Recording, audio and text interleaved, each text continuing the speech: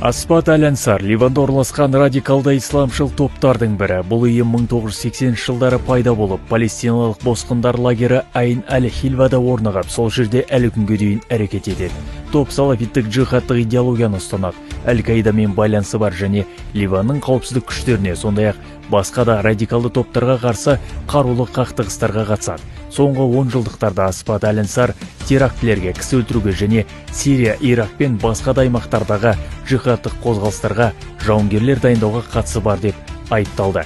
Биліктің репрессияларына қарамастан, топ жартылай жасырын жағдайда жұмысын жалғастырып, радикалды уағызшылар желісі мен шетелден келетін қаржыландыру арқылы жаңа жақтастарын тартып, ықпалын сақтап отыр.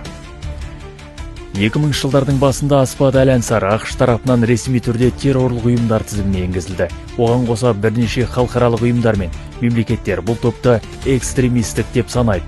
Қазақстанда 2005 жылға 15 наурыздағы жоғарғы соттың шешіміне сәйкес еліміздің аумағында тыйым салынған ұйымдар қатарына қосылды.